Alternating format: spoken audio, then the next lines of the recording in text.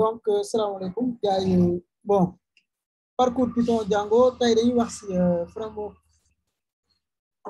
Python yi nga xamante ni ñu koy utiliser pour créer application mobile wala desktop wala web. Donc dañuy commencer par web. Donc je vais partager mon écran. Ok. Donc moment bi nii bu nekkee da ngay créer ay application Python am nga différents choix. Donc bu nekkee da nga bëgg créer application web yoo xamante ni application web mooy application boo xamante ni ci navigateur nga exécuté navigateur mën na nekk Safari, Brave, Chrome, Firefox. Léegi dafa am deux catégories de framework am na lu ñu naan micro framework. C'est des frameworks qui sont par exemple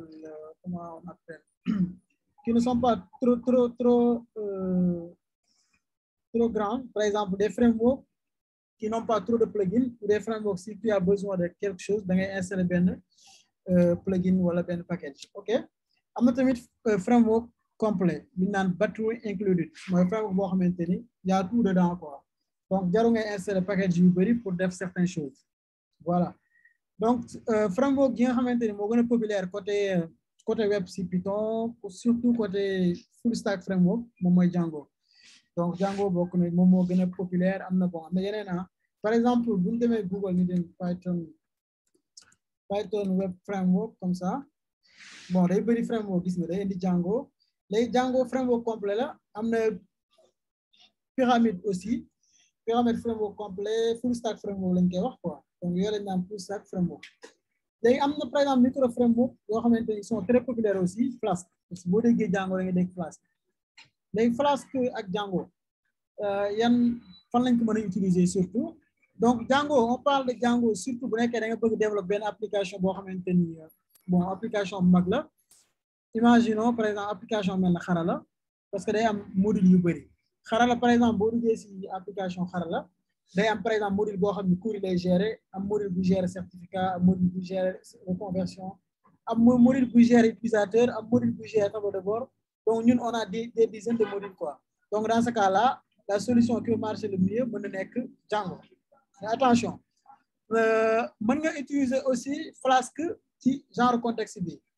mais comme naka nga ngay utiliser mooy da ngay defee microservice. Donc bu nekkee Django lépp mën na nekk ci benn projet mais bu nekkee Flask mën nga am dépôt yu wuute mën nga déployer application yi différemment. Par exemple mën nga déployer application cours ci AWS déployer application certificat professionnel ci beneen plateforme ci par exemple Google Cloud déployer reconversion professionnelle ci beneen cloud. Donc c'est très important ngeen def différence boobu mooy micro framework mën nga ko utiliser ci grand projet mën nga ko utiliser tamit ci petit projet. Mais imaginons par exemple tey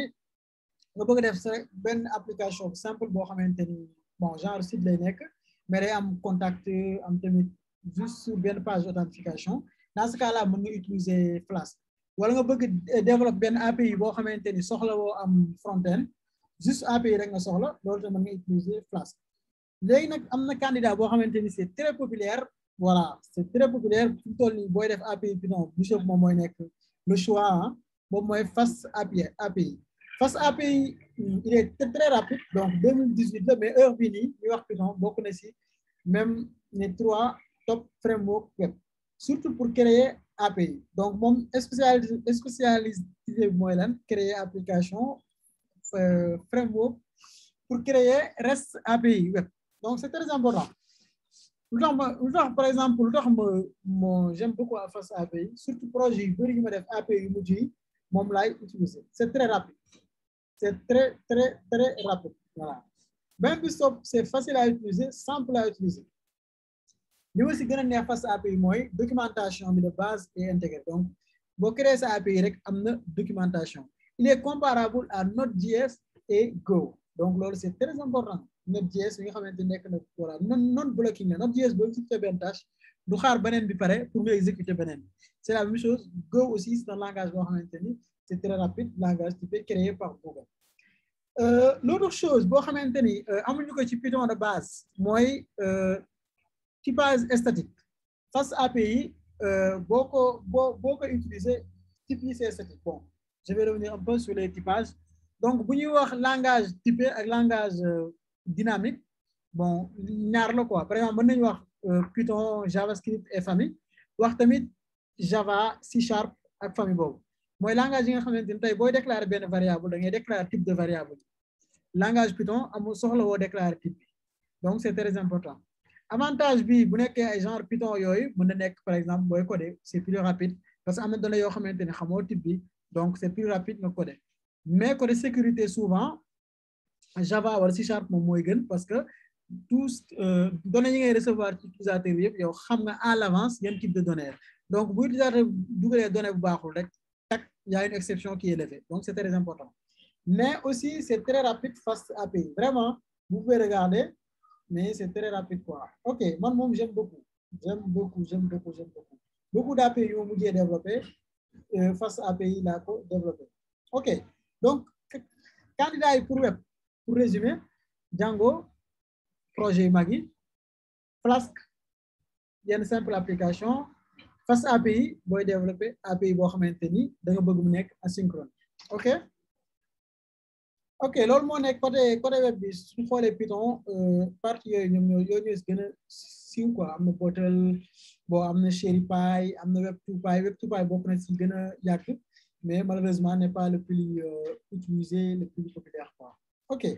léegi après web donc comme am na GUI bu ñu ko waxee mooy graphical user interface mooy interface graphique comme par exemple Microsoft Excel wala application VS Code voilà loolu mooy application boo xamante ni desktop lay nekk application bureau voilà donc bon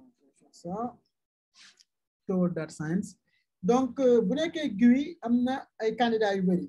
bu ci gën a siiw lu ëpp lu ñu koy utiliser mooy Kivy am na tamit PyQt ñu bëri xam nañ ko surtout C# C++ Qt bokk na ci logiciel bu gën a utiliser pour développer application desktop ok voilà léegi bu ñëwee si GUI yi am na par exemple PyQt gis nga ni moom la njëkk présenté voilà am na tkinter wala tkinter ça dépend ci ki koy lire donc tkinter bokk na ci aussi ci gën a utiliser il est très utilisé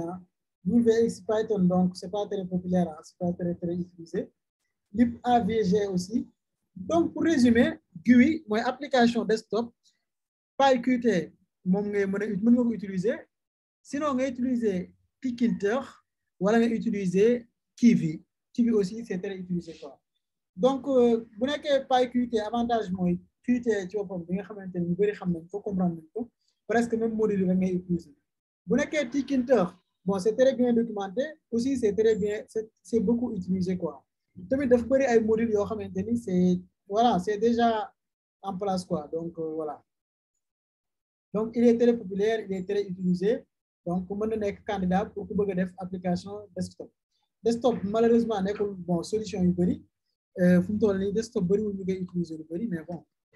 ça dépend parce que fu mu toll nii application yu bëri dañ ko def ay application distribuée quoi ci internet lay nekk loolu moom moo tax desktop bëriwul mais Kivy aussi c'est un bon candidat quoi c'est un bon candidat pour développer application cross plateforme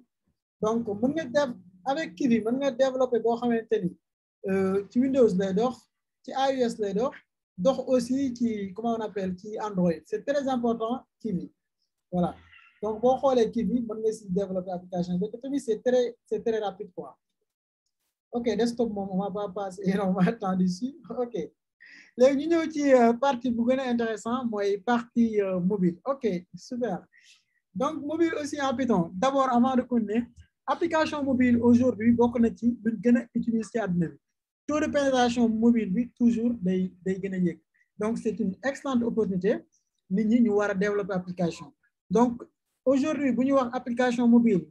clients yi lu ñuy gën a wax mooy application cross plateforme mais am na ba tey ñoo xamante ne industrie yu bëri yoo xamante da nga soxla application native c'est-à-dire application native mooy boo xam ne da nga ko développer ak langage natif de base comme par exemple Java pour Android wala Kotlin pour Android wala Objective-C wala Swift UI pour iOS donc loolu mooy application native léegi nag am na par exemple application hybride mooy yi nga xam ne dañ doon utiliser comment on appelle am na benn kii bu siiw Cordova voilà Cordova voilà pour développer mais am na application cross plateforme bon dañ naan la application native cross plateforme mais en réalité du natif voilà du vrai natif même bu dee mën na la jox expérience kañ ngay xam ni du vrai natif mooy boo bëggee def yenn fonctionnalité très avancée yoo xamante ni da nga bëgg utiliser ay ressources yoo xamante ni dafa jage comment on appelle machine bi ngay utiliser mooy mémoire boo bëggee def yenn calcul si ngay comprendre par exemple bu nekkee comme ay application Wave application native la ñoom utilise Swift boo duggee seen comment on appelle seen plateforme duñ ko xam Wave par exemple tech stack voilà c'est pas xam Wave kii lay indi mais ñoom utilise Swift sur côté iOS bi quoi Wave courrier attends je pense que c'est pas software engineer software donc software engineering bi laa bëgg xool voilà engineering discover engineering manager senior postgres senior private voilà ñoom utilise par exemple Kotlin dañuy utiliser Kotlin dañuy utiliser aussi React Native mais boo xoolee bu baax seen key jobs iOS gis nga iOS bi gis nga Swift UI lañuy utiliser front-end donc c'est très important bu nekk web bi ñu ngi TypeScript Android aussi utilise beaucoup React Native donc c'est normal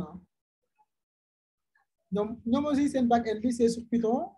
MyPy c'est un package boo xamante ni dalay permettre tey nga mën a checker les types de données que vous manipulez en Python donc gis nga seen front-end bi aussi am na React Native am na aussi Kotlin wala Swift donc c'est très important léegi revenons en Python léegi Python candidat yi am na Kivy donc surtout pour développer ay game ay jeux am na tamit Beware wala PyBeware donc voilà ensuite PyQt deploy Python Foundry donc fii le takeaway mooy lan lañ wax lan lañ mën a jàpp si Python mobile mooy vraiment du ma conseil kenn mu développer application mobile ak Python nous-mêmes ñun tamit duñ ko def quoi ñun suñu application c'est toujours sur React Native donc voilà c'est très important ñu comprendre loolu xam ni voilà nous aimons beaucoup Python Python neex nañu lool mais le plus important mooy nga xool solution buy marché ak sa problème bi nga yor te boo xoolee candidat yi nga xamante ne ñoo existe en Python côté application mobile c'est pas très intéressant c'est pas très avancé aussi bon peut-être aussi ku am ay yenn niveau yi avancé mën na contribuer dem ba écosystème mobile bi nekk loo xamante ni vraiment very compétitif nekk compétiteur mooy lan compétiteur mooy lan en français concurrent voilà nekk concurrent ay React Native ak tamit Flutter etc. donc c'est très intéressant côté boobu donc j'espère que le petit résumé web am nañ Django Flask Fast API ridiculously fast desktop wala GUI am nañ PyQt voilà am nañ aussi Kivy am nañ aussi Tkinter bu ñëwee si mobile aussi Kanday Beware am nañ aussi Kivy donc c'est les deux candidats donc it's up to you regardez loo xamante ni mooy gën a marcher pour ce business et stick with it donc je vous remercie bu nekkee am nga ay questions voilà ngeen poser après ñu discuter sur loolu quoi merci beaucoup wala commentaire quoi sinon man tamit j'ai des questions